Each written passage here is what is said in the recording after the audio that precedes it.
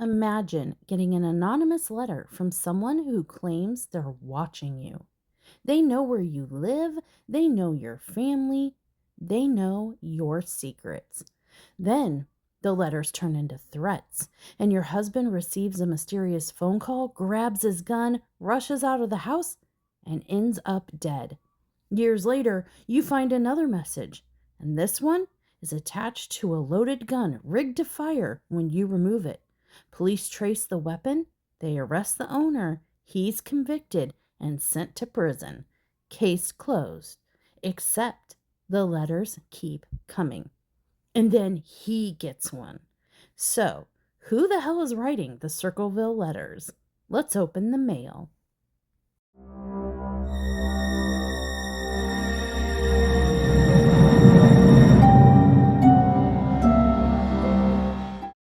Hello, I'm Mushmallow, and this is Dark and Creepy Diamond Paintings Tales from the Cr'WIP't, where we work on our whips while we chat, but the chat is a tale from the Cr'WIP't.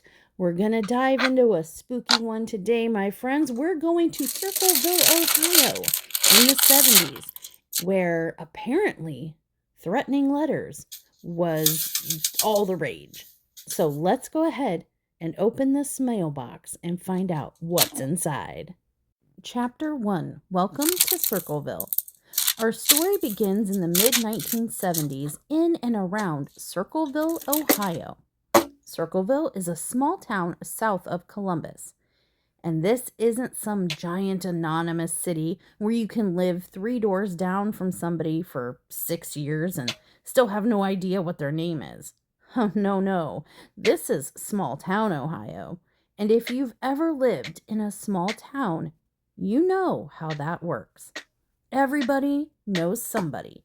And somebody went to school with your cousin, and somebody's mother works with your sister. Somebody dated somebody else's brother in 1972, and apparently we're still discussing it.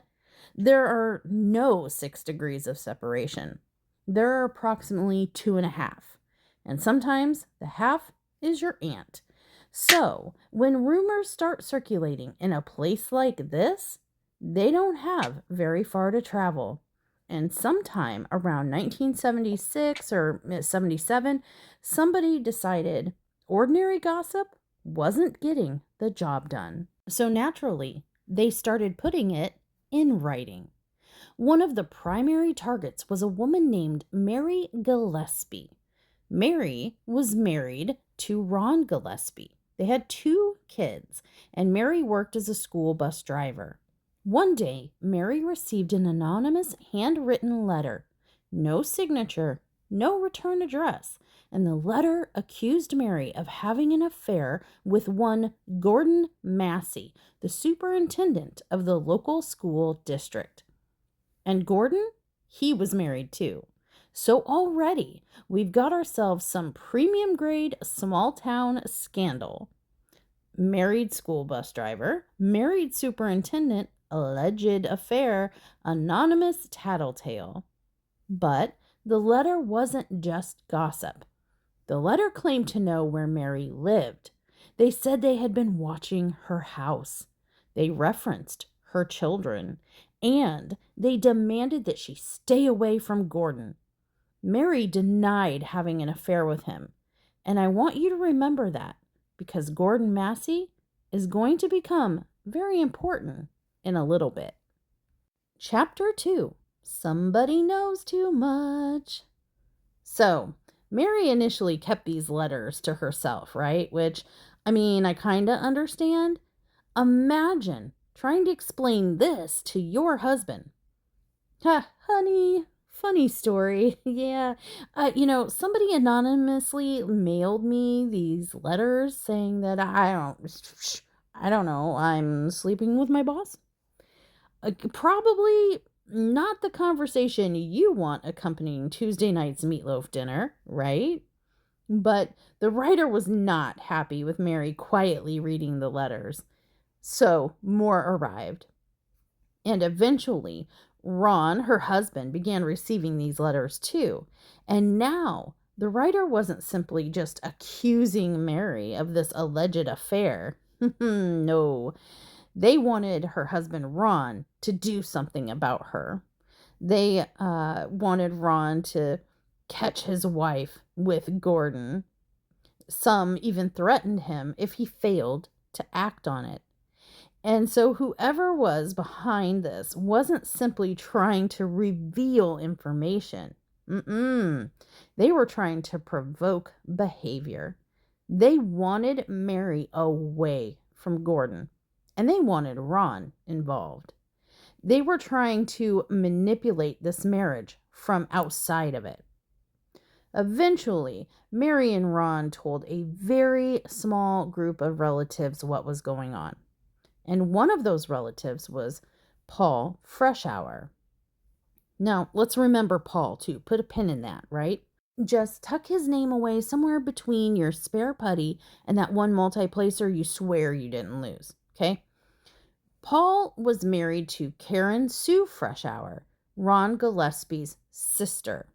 So Paul wasn't some random acquaintance. He was Mary's brother-in-law. This was extended family, okay? So according to accounts of the case, the family together convened and they believed that they had identified someone as the possible writer, like someone outside their family group. So they decided to send that person letters, essentially saying, "We know what you're doing. Stop it." Okay? And then something very interesting happened. The anonymous letters did, in fact, stop.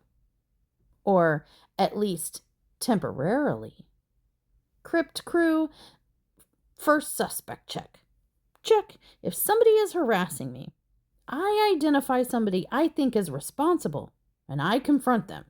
And suddenly, the harassment stops. I'm looking at that person pretty damn hard. Does it prove anything?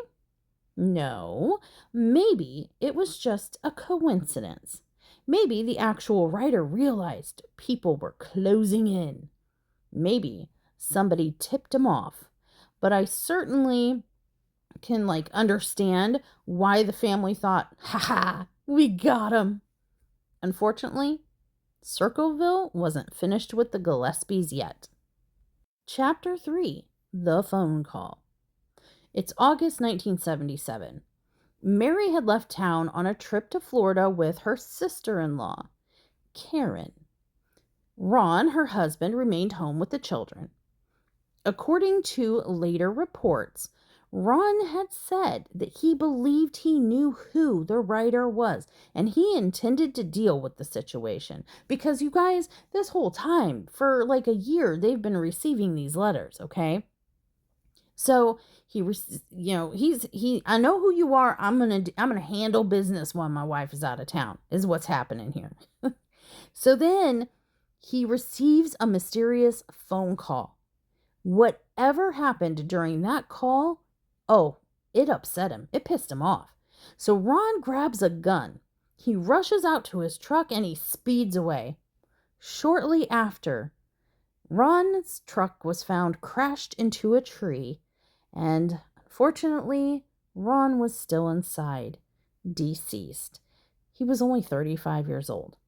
Now, authorities ultimately ruled his death an accident, and there was a very plausible reason for that. You see, Ron had an alcohol level in his bloodstream that was reported to be nearly twice the then legal limit. But here's another strange detail. The 22 caliber, words are hard, the 22 caliber revolver that he took with him was found underneath his body, and it had been fired once.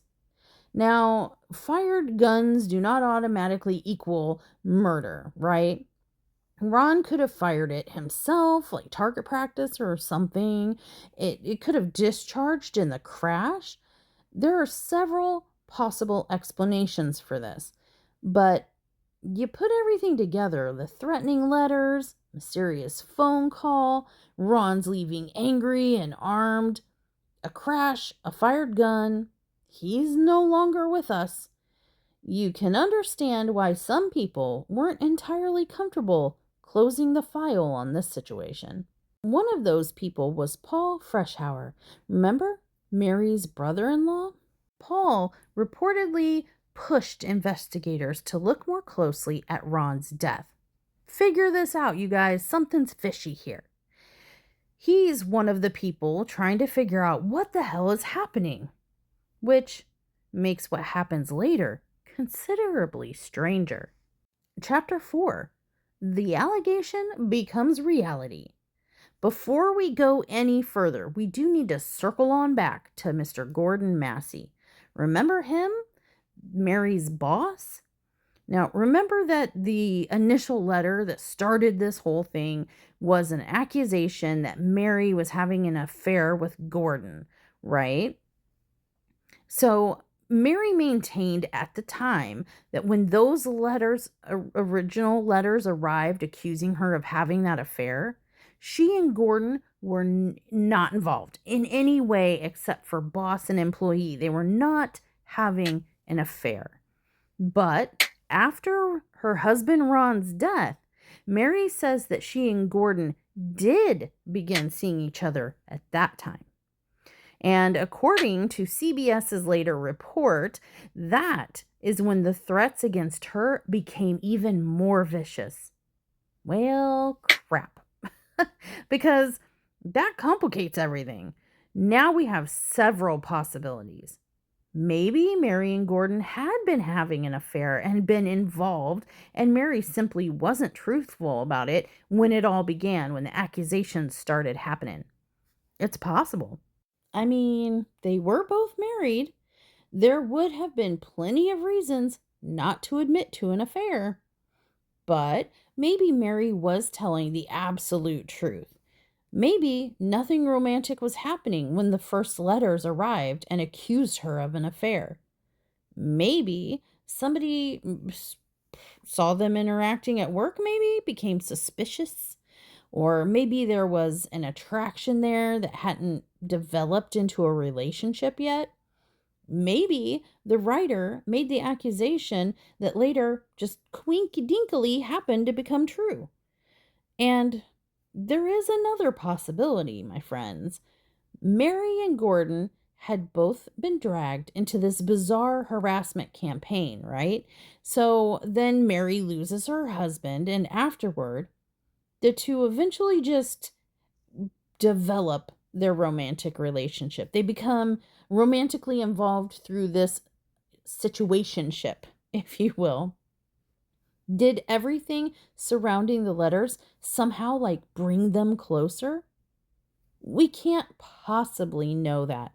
But it creates one hell of a chicken and egg problem now, doesn't it?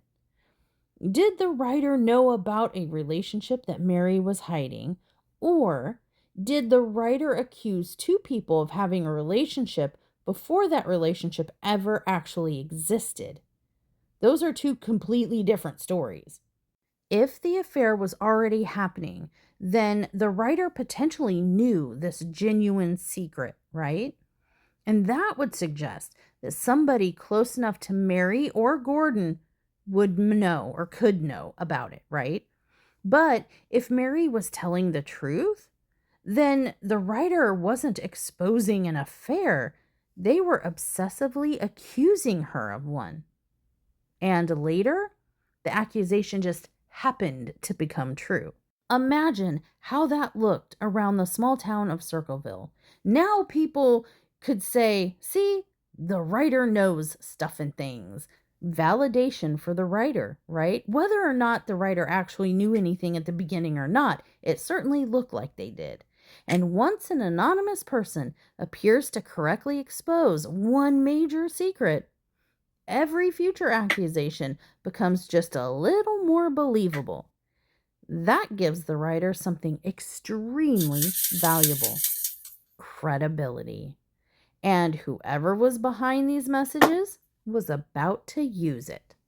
Chapter 5. They go after the family. So from here, the harassment spreads and continues, okay? It's like mold. It's growing. letters begin reaching other people around Circleville, Ohio.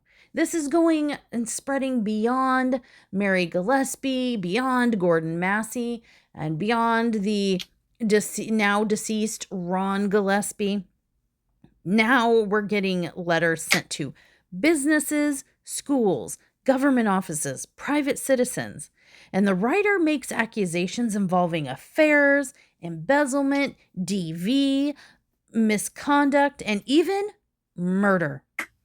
Somebody has apparently appointed themselves Circleville's anonymous judge, jury, and extremely aggressive newsletter.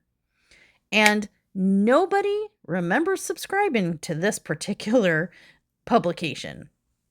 But Mary remains one of the central targets throughout the whole thing. And now the harassment isn't confined just to mailboxes. No, nay. They are now getting phone calls. There's now public signs being posted. Signs start appearing along Mary's bus route, and some target Mary, some target her family. CBS was on top of it. They reported that Ron had gone around Circleville taking the signs down, that were about his wife and children before he passed. Think about that. This man was driving around in his own hometown, removing anonymous public messages about his wife and kids before more people could see them. And eventually, Mary's daughter becomes a specific target. By 1983, Mary's daughter is only 13 years old. But that didn't deter the anonymous writer. This writer began making obscene comments and threats involving Mary Gillespie's 13-year-old daughter, a minor. One surviving message threatened physical harm against the girl specifically as punishment for what Mary had supposedly done. And now, any imaginary moral crusade this writer thought they were conducting, that's over. Now you're threatening a child because you're angry at their mother? That's not whistleblowing, my friends. That's terrorizing a child. And I really think this tells us something important about whoever is behind this campaign, okay? Because they repeatedly attack people through their relationships. They tried to turn Ron against Mary. They tried to use Gordon to shame Mary. They bring Mary's children into it. And they even go so far as to threaten her 13-year-old daughter. Whoever this was seemed to be very good at identifying exactly which emotional buttons will hurt the target the most. And then they press it. And that becomes incredibly important on February 7th, 1983. Chapter 6, The Sign. It was approximately 3:30 in the afternoon, and Mary was driving an empty school bus heading out to pick up students. She was nearing 5 Points Pike when she saw another handmade sign attached to a fence. Now remember, my friends, for years, this harassment had been going on. It started with the letters in the mailbox, eventually progressed to letters going out to everybody in town, like a newsletter, updating them on her and other people's secrets, but primarily her. And then signs started showing up around town. So she had been dealing with seeing these signs for quite some time now. But this one was different. This was the first one that was about her 13-year-old daughter. I mentioned that just a few minutes ago, remember? Now, this sign, it was obscene. And it was obscene about her daughter. So Mary pulls that bus right over. And honestly, of course she does. I would have done the same thing. She has endured years of this harassment. And now someone has publicly put something vile out about her child beside the road, the busy road. So Mary gets out and she goes to remove the sign. And she notices twine attached to the sign. And that twine if you followed it, led to a box. So Mary took the sign and the box home.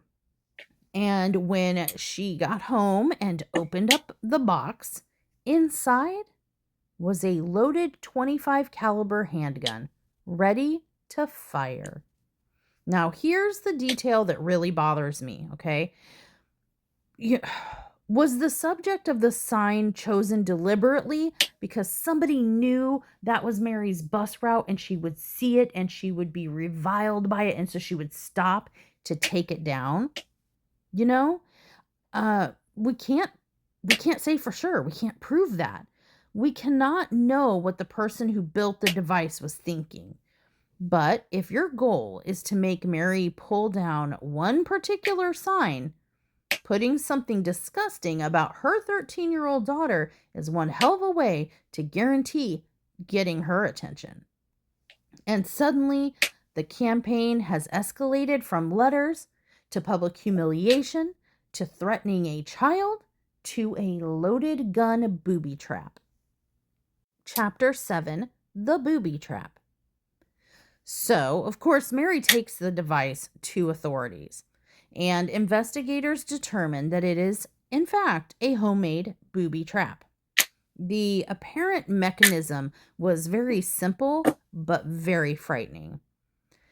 How it worked was, you walk up to the sign, and you pull the sign. You don't like it, you want to take it down, you yank it, right? The twine attached to the sign then activates the device and pulls the little triggery thing and fires the gun. Except this time, it didn't. The trap had failed. And thank God it did, right? Because Mary could have been shot. A child could have encountered this. Like, anybody could have found that sign and, tried to tear it down, right? But now law enforcement finally has something tangible. A gun. The serial number had been partially removed. Remember that. Partially. Ohio BCI restores enough of it to trace the weapon. So there was enough of it was only partially filed off. There was enough left for them to, suss out the rest of the number and trace it back to the owner. Who do you think that owner was, my friends? It led to a coworker of a man named Paul Freshour. Yes, the brother-in-law. The coworker said that he'd sold the gun to Paul. So the weapon inside the booby trap belonged to none other than Paul Freshour. The same Paul who had been close to Mary and Ron. The same Paul who helped the family deal with the early letters. The same Paul who pushed investigators to look harder into Ron's death. And now his gun is sitting inside an attempted murder device. Well, crap, you guys. Crypt crew, we got a suspect checking in here. How guilty does this Paul guy look right now? Because from where investigators were standing, that was like a giant neon flashing arrow. Big red sign flapping in the wind. Which leads us to Chapter 8. Enter Paul Freshour. Paul admits the gun is his. He doesn't try to deny it, but he says he didn't put it in the device. According to Paul, the gun had been stolen from his garage weeks ago. So now we have two possibilities, right? Okay, so Paul is either lying because his gun just turned up inside an attempted murder booby trap, or somebody really did steal his gun. And if that is true, why his gun? Why Paul's, specifically Paul's gun? Was it simply convenient? Or was the purpose to make sure investigators eventually trace the device directly back to him? Because remember, the serial number was only partially filed off. There was more than enough left there for them to suss out the entire thing and trail it right back to him, right? That in itself is a little sus, if you ask me. Now, is he being framed? I mean, that's what that kind of says, right? Police don't have to accept Paul's explanation. Things get considerably worse for him once they speak to his estranged wife, Karen Sue Freshour. Remember Karen? Karen who went on vacation with Mary? This whole family. Come on, guys. But, yeah, you remember her, right? Karen Sue is Paul's wife and Ron Gillespie's sister. Okay, so let's just recap the family tree here so we can eliminate any muddiness or confusion. So we have the main target of the harassment, Mary Gillespie, right? And she was married to Ron Gillespie, who is now deceased, right? And his sister was Karen Sue, and she married Paul Freshour.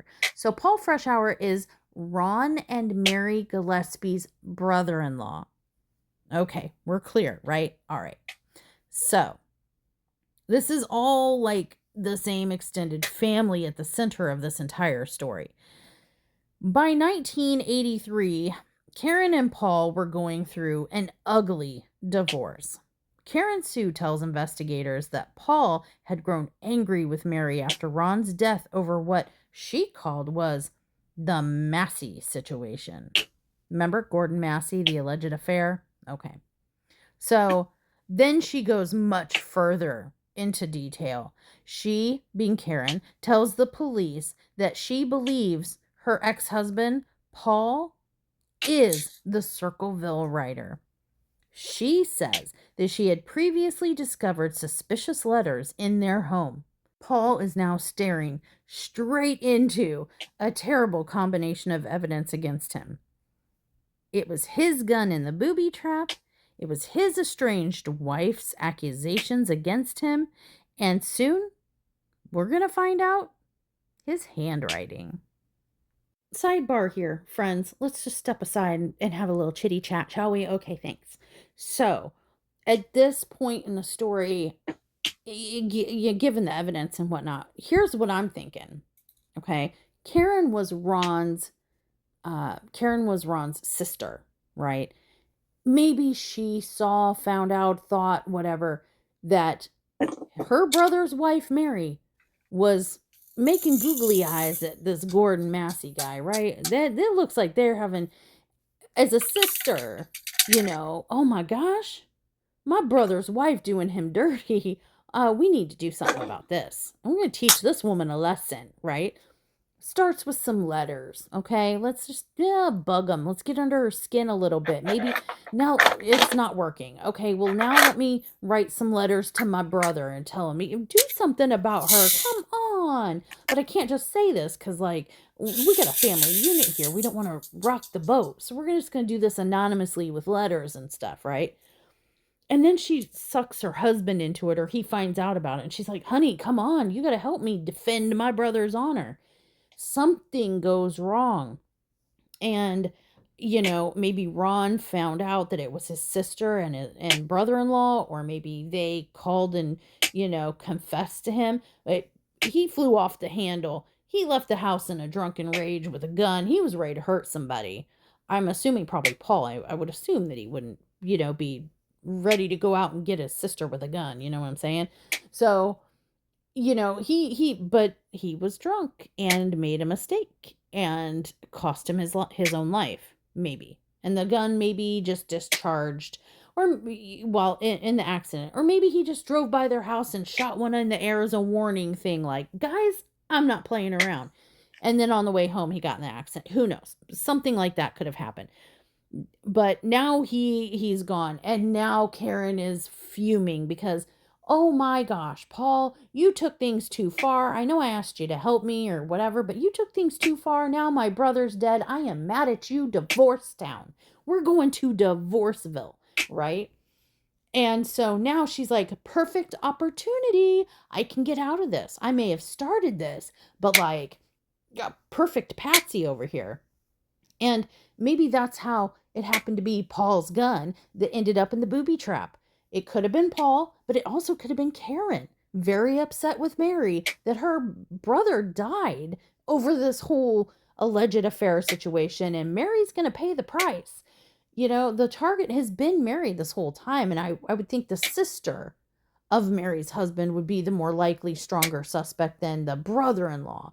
But or them two together were in cahoots against Mary. But regardless, think about how easy it would have been for Karen to just slip into the garage, grab the gun, go set up the booby trap, and you know what I mean? She could have set Paul up, right? And they could have been in it together.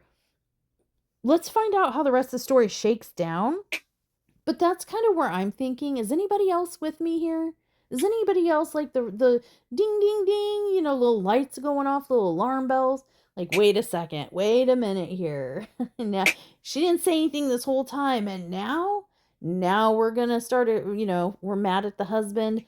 The brother got unalived in an accident, in a quote accident, and like over this situation. And now she's mad at the husband. She's divorcing him. That's weird timing, right? And, now she's spilling the beans. After all these years, she's now spilling the beans. It was all him. I don't know. Okay, anyway, back to the story. Thanks for the sidebar. Let me know if you're with me on this. Let's find out what happens. Okay. Chapter 9. The handwriting problem. Okay. So now we're getting into science, okay? Investigators obtain handwriting samples from Paul. Perfectly reasonable, considering there are handwritten letters going on, and Paul's been accused of creating them now. There's the anonymous correspondences. They have a suspect, so of course they compare the writing.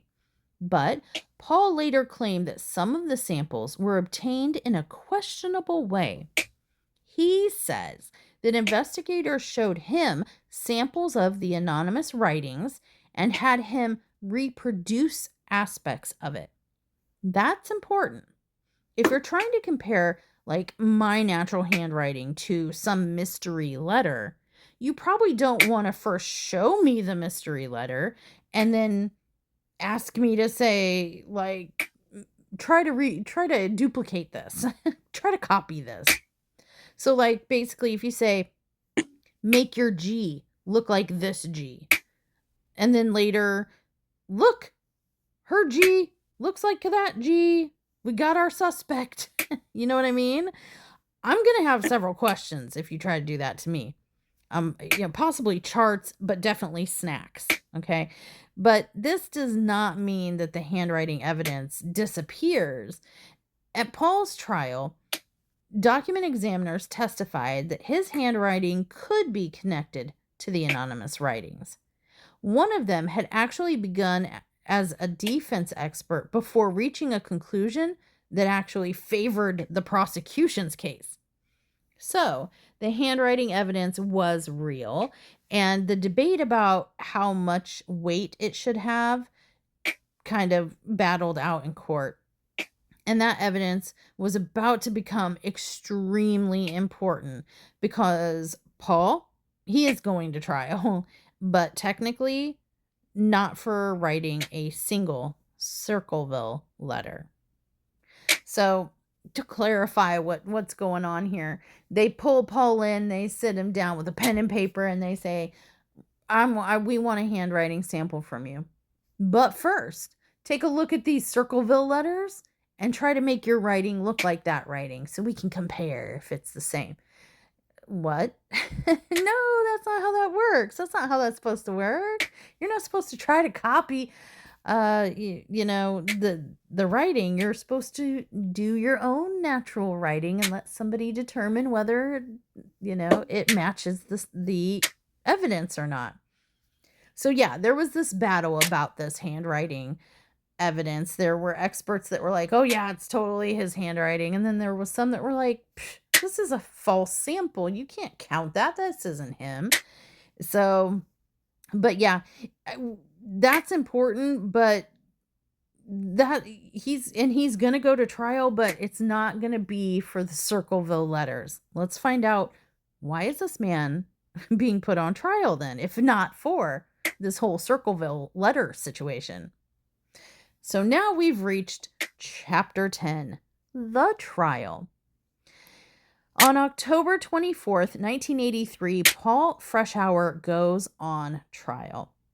And this is one of the biggest misconceptions surrounding this entire case, okay? Paul Freshour was never charged with sending the Circleville letters. You heard me. I said what I said. He was never charged with sending those letters. He was charged with the attempted murder of Mary Gillespie. Yes. The prosecution believed that he built and placed that booby trap, but the letters became a huge part of the case. 39 anonymous letters were admitted over defense objections, of course, but they were admitted into evidence. Handwriting evidence linked Paul to those 39 correspondences. Sidebar, they specifically say 39, but think about this. This was going on for years, and letters were going out to businesses and schools and government all over the place in town, right? To everybody. There had to have been hundreds of letters, I think, right? I mean, way more than 39. So only some of them, I'm thinking, the ones that were in their favor, the ones that matched his writing or could match his writing, were admitted. But think about all the other ones. There had to be more, right? Anyway, coming back into the trial here. So, handwriting evidence linked Paul to the correspondences, the 39 anonymous letters presented in court. The prosecution had Paul's gun, and they had Karen Sue, his ex-wife's, accusations. And they also had circumstantial evidence showing Paul had taken the day off work and that the industrial chalk box used in constructing the device had been readily available where Paul worked. Pretty damning, right? But the case has some serious holes. There were no fingerprints from Paul that were found on the gun, the box, or any element of the booby trap. Nobody saw Paul near the device, and defense witnesses placed him at home for much of the day while work was being done on his house. There was no direct physical evidence placing him anywhere near the booby trap or where the booby trap was placed. Now, Paul did not testify at trial, which is very common, and the jury then is left with no further evidence, and it's time to deliberate. The jury came back, and they found Paul guilty. Paul Freshour is convicted of attempted murder, the attempted murder of Mary Gillespie. He receives 7 to 25 years in prison. Case closed, friends. Circleville writer has been caught. We can all relax now. Except somebody apparently forgot to tell the Circleville writer. Which brings us to chapter 11. The letters keep coming. So, Paul was convicted and he goes to prison. The letters continue. Not one or two. According to people who later investigated the case, hundreds were sent after Paul was incarcerated. Now, that does not automatically make Paul innocent. He could potentially have an accomplice. Or someone framing him. Hello, Karen. That's my little side note. Karen! Somebody look at Ron's sister, Karen! Anyway, he could potentially have an accomplice, right? He might have prepared correspondences in advance just in case he got convicted for someone else to send out, right? Or someone could be mailing it for him. There are possibilities, okay? So prison officials begin trying to determine whether Paul is somehow sending them from prison. His communications are scrutinized. At points, he's even isolated. His mail is inspected, his access to writing materials restricted, and still, letters kept appearing. The warden reportedly believed Paul could not possibly have been personally producing and smuggling letters out under the conditions they were putting him in. Then things become almost ridiculous, as if this wasn't ridiculous enough, right? Paul Freshour himself receives a letter from the Circleville writer. Yeah, you heard me. In prison to boot.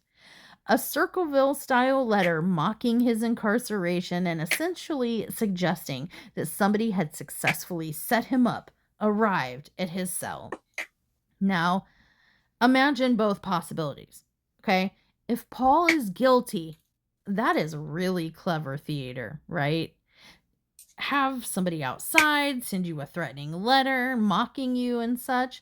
Now you look like just another victim. Oh my God, Paul's innocent. Somebody help him. But what if he really is innocent? Imagine sitting in prison while the person you insist framed you sends you a message basically saying, "Look at what I did to you. Ha ha ha." Just that's nightmare fuel. And according to journalist Martin Yant, Paul believed he knew who had set him up. Paul, I think you do. I think you know her very well, Paul. And continuing on, Paul believed he knew who had set him up, but Karen Sue, his ex-wife. Ding! I nailed it. I mean, I don't know. The writing was on the wall, guys, for a while now, but that's just me. So before everybody launches out of their chairs, right? That's just Paul's theory. And mine too. I think it was both of them, to be honest. But it's not established fact. That's just his theory. Karen Sue was never charged in connection with the booby trap or the letters or anything. But we're going to need to keep her name nearby because another lead is about to drag us straight back into the Freshour family. Chapter 12, 20 minutes earlier. Years later, journalist Martin Yant begins digging into Paul's conviction. And buried in police reports, he finds something that had never come up at Paul's trial. Another school bus driver, not Mary, had traveled past the area where Mary later came by and found the booby trap. It was approximately 20 minutes earlier, and she had seen someone there. It was a man standing beside an El Camino. Those are very distinct cars, so anyone who doesn't know, trust me, you see an El Camino, you know it's an El Camino. Those are very identifiable. So, very specific vehicle. The man reportedly turned away as the woman drove past him in the bus, so she didn't get a good look at his face. But she could describe him generally. He had a large build, sandy-colored hair, and you guys, that does not match the description of Paul Freshour. Paul was reportedly smaller, and he had very dark hair. Okay, now we're getting interesting because, here's where the Circleville family tree reaches over and smacks us again. Okay, so remember Karen Sue, Paul's ex-wife that pointed the finger at him for the whole thing, and Ron's sister, okay, Mary's sister-in-law. So she's the woman who told investigators that, Paul is your guy. At the time, Karen Sue was reportedly dating a man. Okay, we're full of affairs in this family. And according to Yant, that man was large with, say it with me, sandy hair. Excuse me? But we're not finished. What about the El Camino? Investigators apparently never established whose vehicle the witness saw, But Yant later learned something very interesting. Karen Sue's brother reportedly owned, guess what? An El Camino. So let's put these pieces on the table very carefully. 20 minutes before Mary discovers that booby trap, a witness sees a large, sandy-haired man beside an El Camino near the location. Paul is not large and does not have sandy hair, but Karen Sue's boyfriend reportedly does fit that general description. And Karen Sue's brother reportedly owns an El Camino. Now, everybody keep your true crime pants securely fastened, because that does not mean Karen Sue's boyfriend was the man beside the road, and it does not mean her brother's El Camino was that El Camino. It absolutely does not prove Karen Sue orchestrated a frame job. Those are enormous leaps. Heck, there are enormous leaps I'm willing to make, though. You know what I'm saying? Okay. In fact, researcher Mary Mayhew has specifically argued that trying to connect those facts back to Karen Sue is extremely tenuous. I don't think so, but okay. A man who resembles her boyfriend standing near a vehicle resembling the one that her brother owned doesn't prove that Karen Sue did a single thing. And I can acknowledge that's a distinction, but are you seriously trying to tell me that you wouldn't want that lead thoroughly investigated? You wouldn't follow that little breadcrumb trail? I was on it from the first crumb.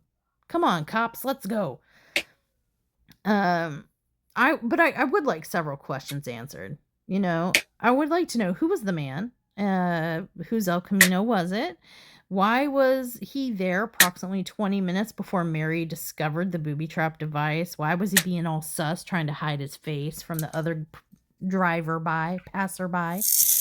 Was it Karen Sue's boyfriend? Was it her brother's vehicle? Was it some completely unrelated man having the worst possible timing in all of Ohio's history? We can't know these things. We don't know. And there's no way we can't possibly know. But according to Yant, the reporter, that lead was never adequately pursued or investigated. And, now there seems to be yet another family connection. And this new connection is going to involve Paul's missing gun. Chapter 13. Who took Paul's gun? Remember Paul's explanation from the beginning? The gun inside the booby trap that belonged to him? But he said it had been stolen weeks before Mary ever found the device. That sounded extremely convenient after your gun turns up inside an attempted murder trap, right? Except journalist Martin Yant later reported something rather important.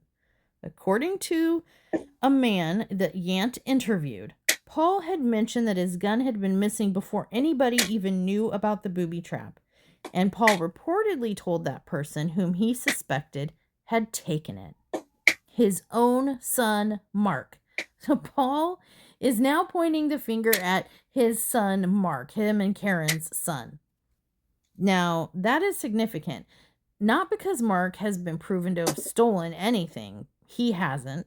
But because if Paul really was telling people before February 7th, 1983, that his gun was missing, then his stolen gun explanation becomes harder to dismiss as something he simply invented after the police traced the trap back to him. And the family dynamics, they were ugly. Paul and Karen Sue were fighting through a bitter divorce. Their children were caught in the middle. And CBS reported that Mark remained loyal to his mother, Karen Sue, although he also loved his father, and he never visited Paul during his imprisonment. So Mark is sitting here like, I love both mom and dad, but really his loyalties lay with Karen Sue. Maybe, okay, spitball here, sidebar, maybe I had it wrong. Maybe it wasn't Paul and Karen. Maybe it was Mark and Karen. Maybe it was their son, and a mom-son team. I don't know. It's either Karen and Paul or Karen and Mark or Karen, Mark, and Paul, and they're all turning on each other. Who knows? Okay, back to the story. So again, none of that makes Mark guilty of anything. Family conflict is not evidence of attempted murder, but it does add another layer to Paul's framing theory. Because now the question isn't simply, could somebody theoretically have gotten Paul's gun? Paul apparently believes someone close to him already had, his son. So now look at this cluster of circumstances. Karen Sue implicates Paul. Karen Sue is going through a bitter divorce with Paul. Paul believes she may have framed him. Paul reportedly suspected that it was his own son, Mark, that had taken the gun. Karen Sue's boyfriend reportedly resembles the man seen near the trap. And Karen Sue's brother reportedly owns the same type of vehicle that was seen there. This is a lot. This is a lot. But again, we have to divide fact from inference. There's no established evidence proving those people worked together. No proof that Karen Sue's boyfriend was beside that fence. No proof that her brother's El Camino was there. No proof that Mark was the one that stole Paul's gun. No proof that Karen Sue framed Paul. What we have is a collection of unresolved connections. And depending on which theory you believe, they either look incredibly sus or like one gigantic pile of unfortunate coincidences. Welcome back to Circleville. Chapter 14. Don't come to Circleville. Eventually, this bizarre Ohio mystery attracts national attention. Unsolved Mysteries even decided to cover it. And apparently, someone didn't appreciate that. Because in December of 1993, before filming even began, the program received a threatening postcard. The sender warned them to stay away from Circleville and signed it, the Circleville Writer. Just appreciate the sheer confidence there. Wow. That's ballsy, man. You've allegedly spent years terrorizing a town anonymously. One of America's biggest mystery shows takes interest. The normal response would be, maybe I should lay low, maybe kind of disappear a little. But the Circleville Writer, their response was, let's send mail to the television show. Let's threaten them. If the postcard was genuine, this person wasn't necessarily frightened by attention. Maybe they liked it. Maybe control and attention were part of their game. And Unsolved Mysteries goes to Circleville anyway, my friends. Yes, they did. Because threatening Robert Stack was apparently not an effective deterrent. Chapter 15. Paul comes home. Paul spends about 10 years incarcerated. He continues insisting that he is innocent. He says he did not write the letters. He says he did not build the booby trap, and he says his gun was stolen. In 1994, Paul was released on parole, and around that same time, the Circleville Letters abruptly stop. Well, that certainly looks interesting if you believe Paul did it. Paul gets out, letters stop. Maybe the outside accomplice is no longer needed. Maybe Paul's just done. But if you believe Paul was framed, you can interpret the exact same facts differently. Maybe whoever was behind the campaign had accomplished their goal. Maybe the writer aged or moved or died or lost interest. Maybe continuing after Paul got out created just too much of a risk. We don't know. Circleville has this delightful little habit where every piece of evidence can somehow argue both sides. Chapter 16. The Modern Handwriting Analysis. Decades later, 48 Hours begins its investigation in forensic document examination with Beverly East being the professional examiner. East examines known examples of Paul's writing alongside dozens of Circleville letters. She finds repeated quirks, certain number formations, zip code habits, distinctive letter shapes, and after her examination, she reaches an extremely strong conclusion. She believes Paul Freshour wrote those Circleville letters. She tells CBS she is 100% sure. Okay. Paul goes right back onto the suspect board, except this case refuses to behave. East also acknowledged that some writing patterns in the anonymous letters did not look like Paul's, and hundreds of letters were reportedly mailed while he was imprisoned. CBS also reports that investigators found Paul's fingerprints on only about a dozen letters postmarked while he was incarcerated. Which, what the hell do we do with that? Maybe Paul prepared letters before prison. Maybe somebody else mailed them. Maybe he had an accomplice. Maybe somebody handled letters that Paul had previously touched, or, maybe multiple people were writing. Instead of resolving this case, modern analysis added another knot. So now we're at chapter 17, theories. Theory 1, Paul did it. Let's build the strongest case against Paul that we can, okay? His gun was inside the booby trap. That's huge. His estranged wife accused him of writing the letters. Handwriting experts linked him to the correspondences.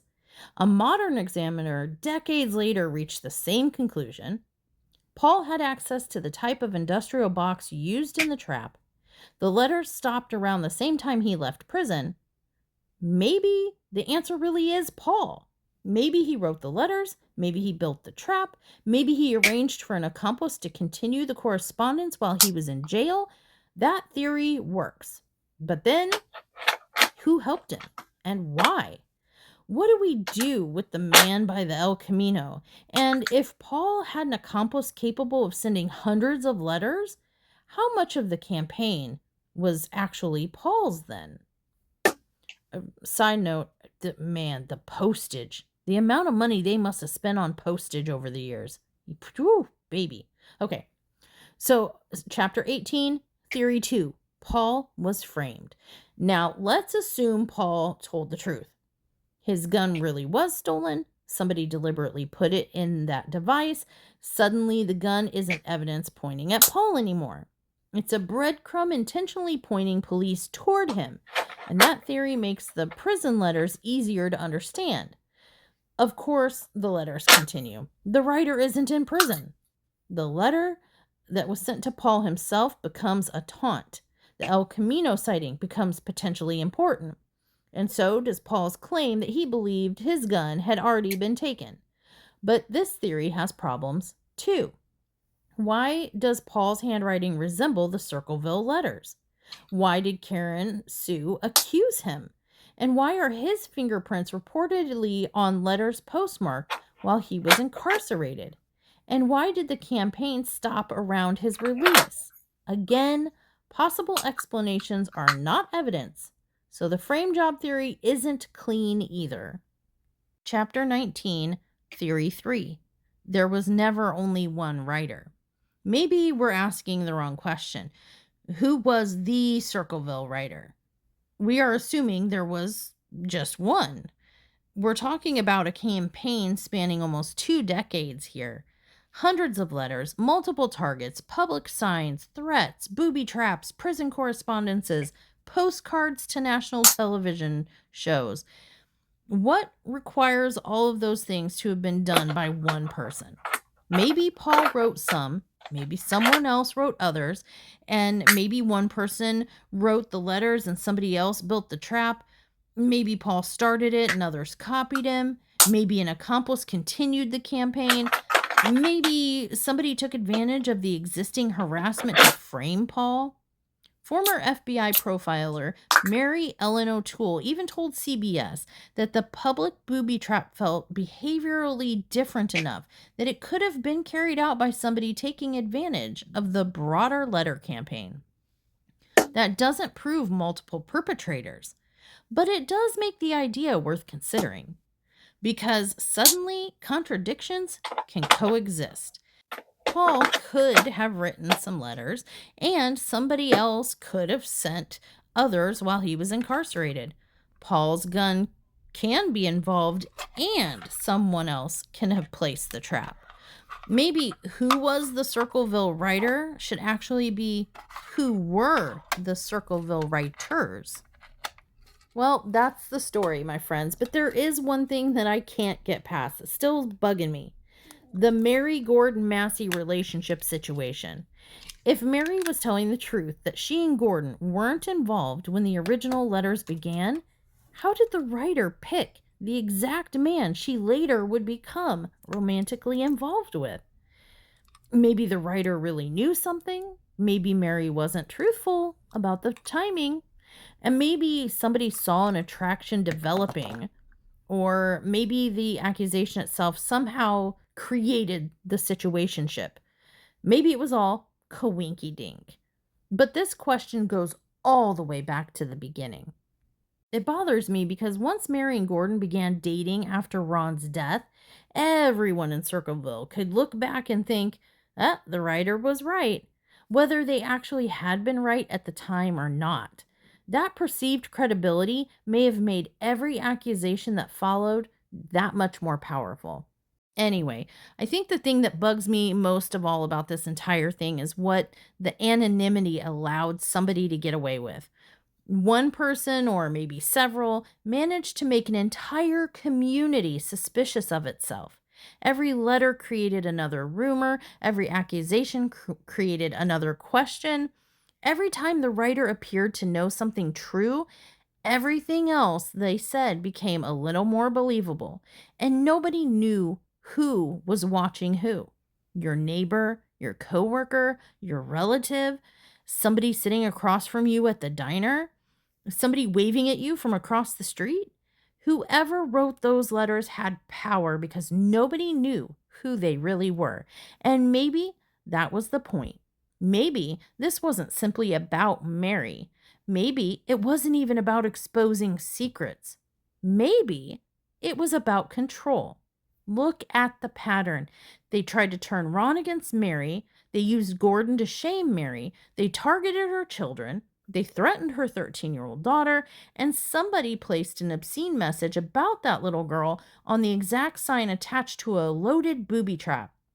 And then later, Paul winds up in prison, and anonymous correspondences continue. A witness who does not resemble Paul appears near the scene. The vehicle she sees has an alleged connection with an estranged wife's family. Paul says his gun was stolen. He reportedly suspected his own son. His ex-wife has accused him. The writer apparently taunted him from outside prison. And decades later, we're still standing here staring at all of it going, what the hell? So I'm handing this one to you, Crypt Crew. Who do you think wrote the Circleville Letters? I still don't know who it was for sure. But I will tell you this. If I ever open my mailbox and I find an anonymous letter telling me that somebody's watching my house, I'm moving immediately. Sundown can pack. I'll be waiting in the car. And with that, we're closing the mailbox on this episode of Tales from the Cr'WIP't. Until next time, keep those whips creepy. Maybe keep your neighbor's business out of the USPS. And as always, stay naughty.